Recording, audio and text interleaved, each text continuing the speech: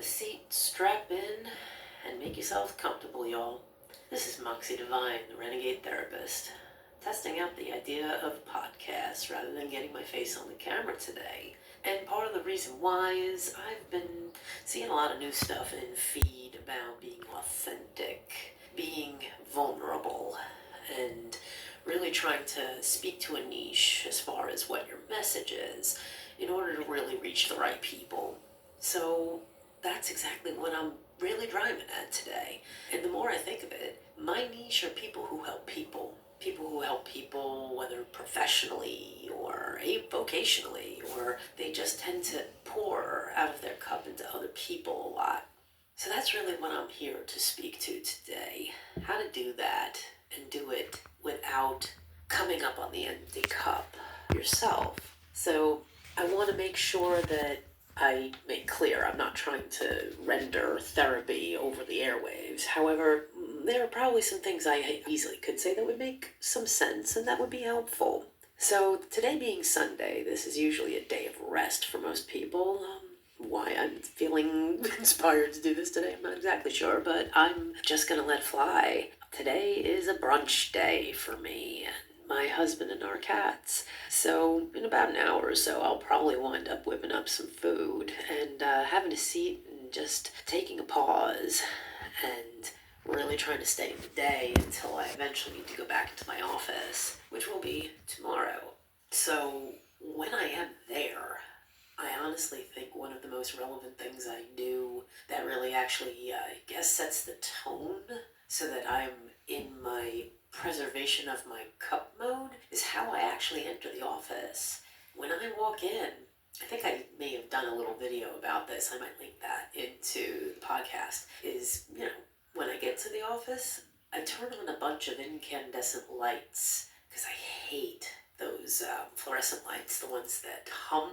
They make my head hurt, so I really just never use them. So as I'm turning on these incandescent lights, that's kind of my ritual, my cue, that I've got to put my therapist hat on, check whatever baggage that I might have had coming in the door, at the door, and then I plug in some fairy lights to make my office kind of cozy, and then I log into my computer and set up for the day, and as I'm preparing, my force field goes into effect.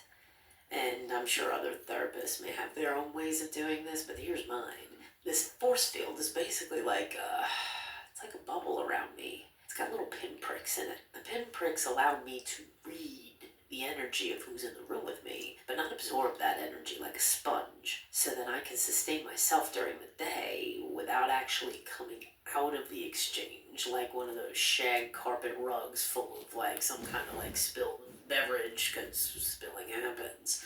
So that's part of how I do it. I also try to make a point that while I'm actually talking to the person, I'm documenting with them. So if I screw up something in the story, they can check me, have me fix it, and I'm signing the note while they're on the way out the door. So I never have to clean up, mop up, or do notes after a day is done. It's tighter, it's cleaner, and most insurance companies actually require that, even though some people don't do it, because you have to have that signed in 24 hours for it to bill properly. So that's another safeguard, so I'm not pouring excessively when I'm not on shift. But then the last thing is, when I'm closing the day and going home, I shut out all the incandescent lights. I unplug the fairy lights, and I log out of my computer.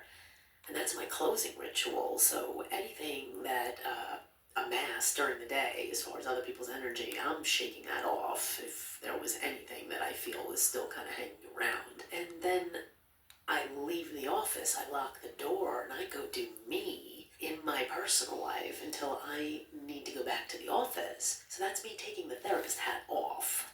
So I guess in all, what I'm saying is that there needs to be some kind of an opening and closing boundary created around your day when you serve other people in whatever capacity that might be, whether it's you do physical health like a doctor or physical therapist, or whether you're a therapist like me and you're talking to people all day, or even if you're like a Reiki healer and you're, working people's energy all day long. If you don't have a container for it, you're going to wind up having your leak coming out of your cup, and that just doesn't work.